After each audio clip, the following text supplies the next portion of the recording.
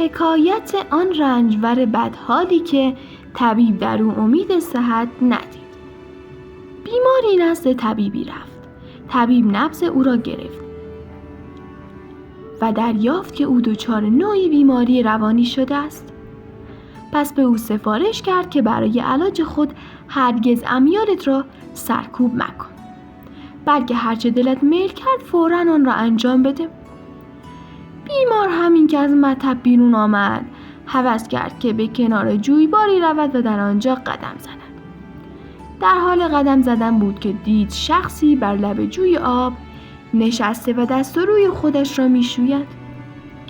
چون گردن او پهن و صاف بود، بیمار میل کرد که پس گردنی جانانه ای به او بزند. ابتدا خواست خویشتن‌داری کند، ولی یاد سفارش طبیب افتاد که گفته بود هرچه میل داری آن را عمل کن تا بهبود یابی. پس دست خود را بالا برد و محکم به پس گردن آن شخص کوبید، به طوری که صدای عجیبی از آن بلند شد. شخص مثل ترقه از جا پرید و ناسزاگویان خواست چند مشت به او بزند، ولی دید فردی لاغر و مردنی است. با خود گفت اگر مشتی به او بزنم ممکن است بمیرد و خونش به گردنم بیفتد. پس تصمیم گرفت او را نزد قاضی ببرد. او را نزد قاضی برد و از او تقاضای کیفر مجرم کرد.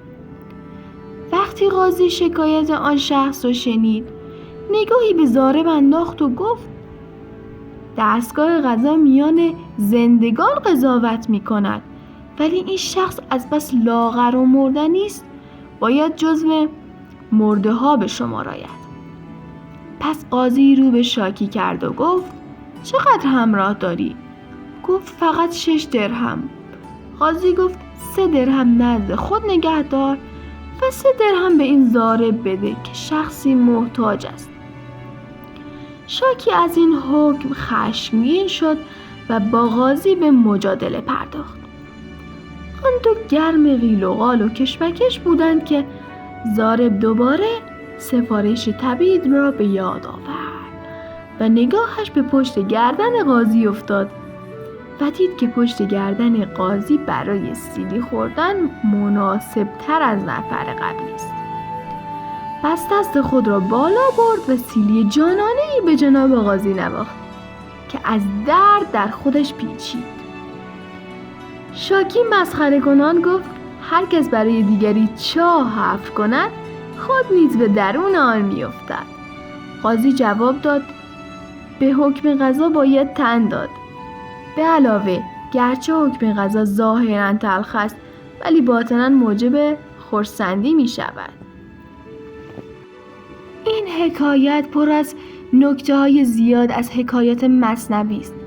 انتقادات مولانا در این حکایت اعجاب انگیز است.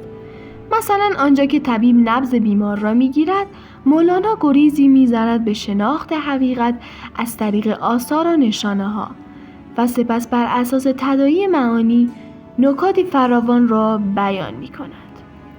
یا آنجا که بیمار سیلی محکمی به آن شخص میزنند، مولانا آن بیمار را به عنوان نمادی از شخصیت بیمار جامعه مطرح می کند و میگوید که مردم، البته در جوامع روانپریش، عموماً میل به آزار دیگران نشان می‌دهند و برای تخلیه روانی خود این و آن را آزار می‌دهند و بعد از آن به نکته اخلاقی و مذهبی جواب عمل می‌پردازد و تأکید می‌کند که هر کس نتیجه اعمال خود را خواهد دید.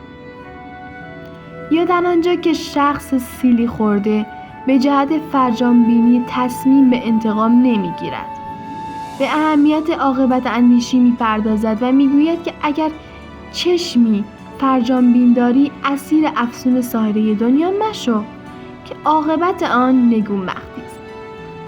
سپس مولانا به مناسبت بحث پیرامون وارونه بینی‌های اهل دنیا حکایت سلطان محمود و غلام هندو را از مصیبت نامه عطار نیشابوری می آورد.